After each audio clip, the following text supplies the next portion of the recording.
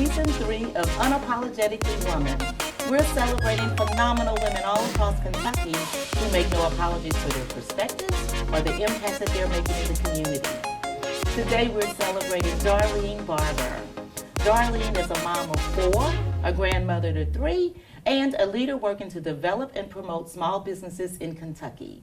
She has an absolute passion for providing opportunities that help people move forward toward their goals. Unapologetically Woman, Darlene Barber, that's you. Welcome. Congratulations. Thank you. This is an honor. And I said to you, coming in, this feels full circle. I began here with my career with state government because you were the first person that I entrusted care of my kids after school. So when I pulled into the building, I was a little emotional. I was like, I feel like I've been here. This is full circle, so I'm honored to be here today. Wow. You know, you never know how your paths are going to cross in this thing called life. Absolutely. And so I'm so proud of the work that you're doing. Thank you. Tell us about everything that you're doing. Thank you. Currently, I am the president of the executive board of the Lexington Bluegrass Area Minority Business Expo.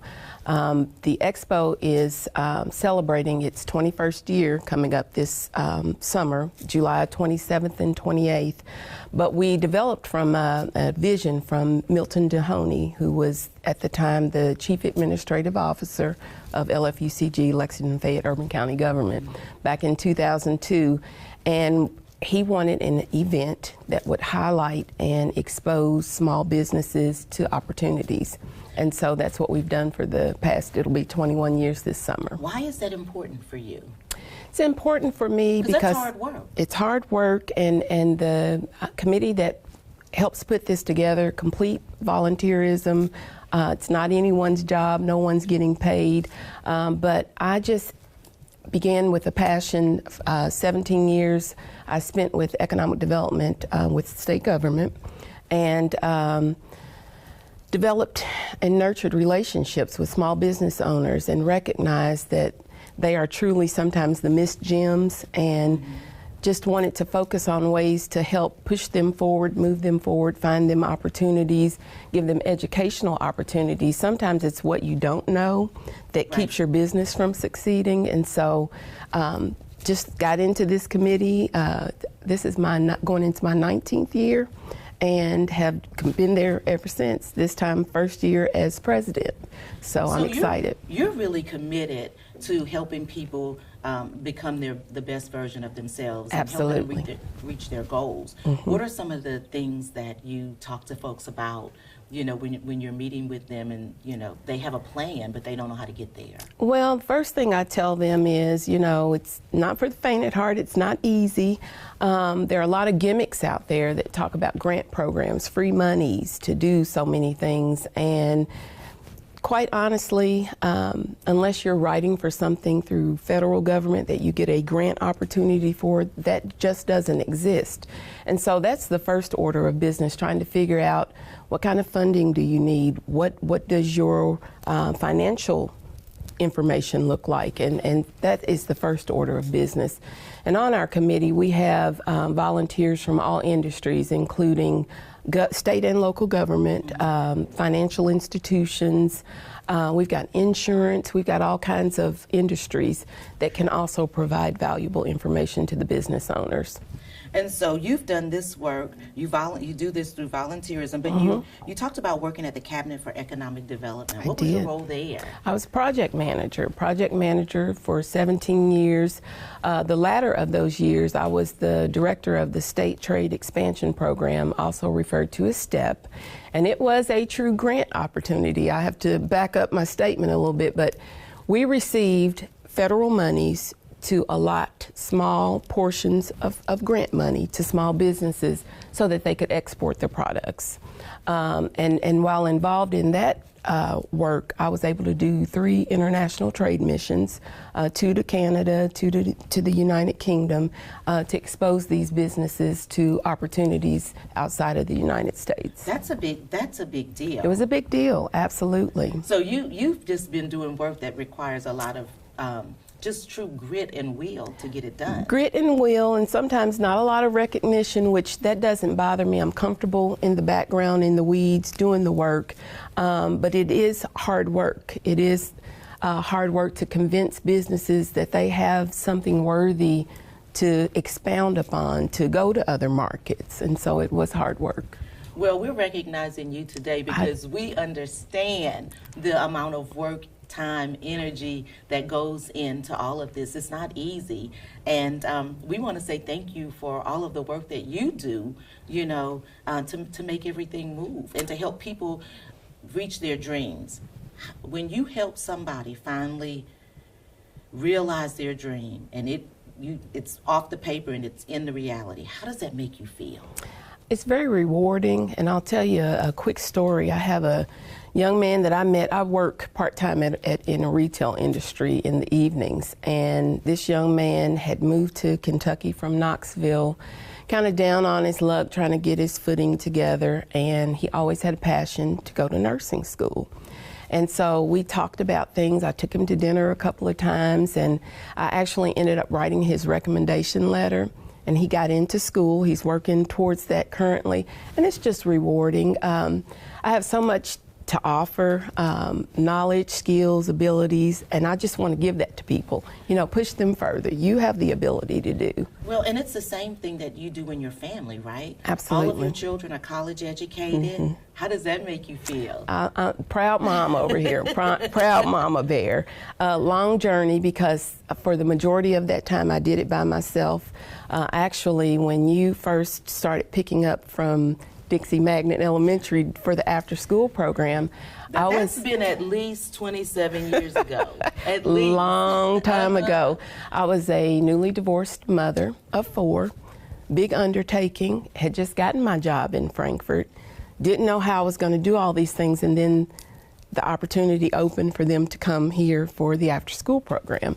And so that's why it's like full circle, emotional, because it was hard. I had 3 boys and a girl, and you know, you read the statistics about raising black and brown children, especially male children. I had 3 of them, and I was like, I got to keep them focused, keep them in something structured, and so you were the first person that I entrusted that to, so this is a full circle moment for me. Well, that makes me feel proud and special, because we talk about affecting somebody else's life and where they are in that time and space, and you don't realize how what you're doing for somebody is helping them. You know, not in the moment, you really don't. Oh, wow. And as soon as I saw you, it's been a couple of years ago, it was something on social media. I was like, that's that same lady.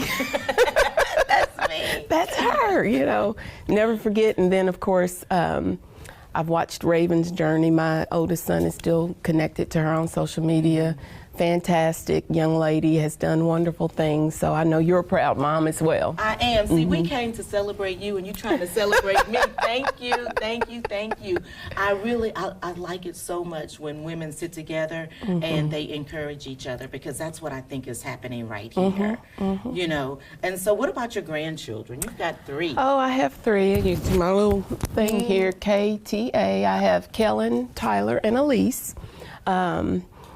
Just the biggest blessings. You know, we love our children, but having grandchildren is just something really special. And I enjoy going to, I thought I was done with sports and not having to be that mom, well, now I'm that grandmom. You know, cheering for them, yelling when I shouldn't, and all of that. But I am enjoying them tremendously. And so what do they think about the work that you do, your children? I think they're really proud.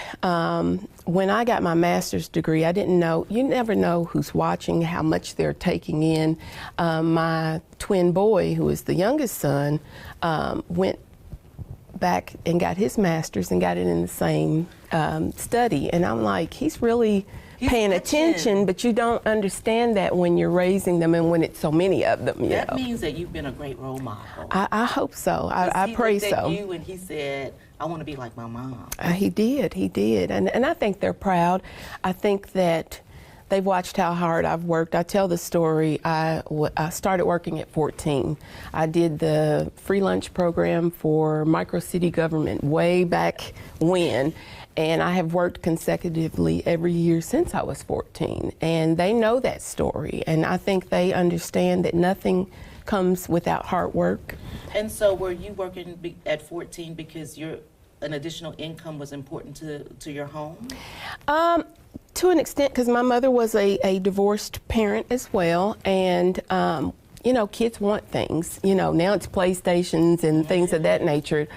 Not anything that big back then, but when you wanted things, you had to figure out a way to help out to get that. And so I started working, got my own money, bought school clothes, you know, and such. So went to the movies or whatever it may be. So you had your own little flexible dollars coming in. Own little flexible dollars that helped my mom be able to do what she needed to do without so much focus on, you know, I want to make sure that they can enjoy their lives and have quality of life. We contributed to that. I had an older sister that also worked, so yeah.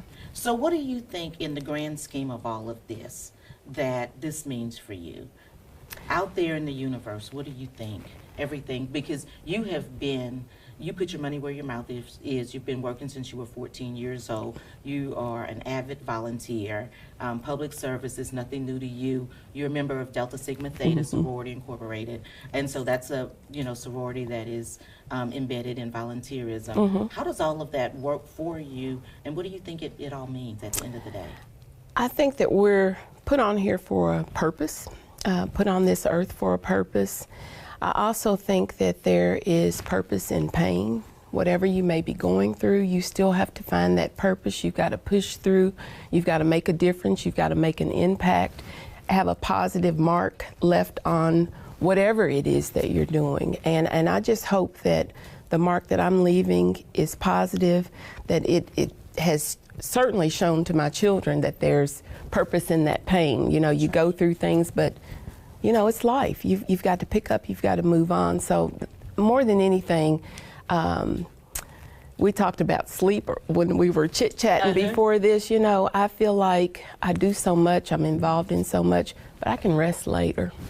And so that's what I hope to show people. You've got to push through, you've got to push on, you've got to push forward. So we usually I always give an opportunity, and this sounds like the right opportunity. If you have advice to girls or young women that are watching you and are like, I admire her, I want to be like her, what kind of advice would you give them about reaching their goals?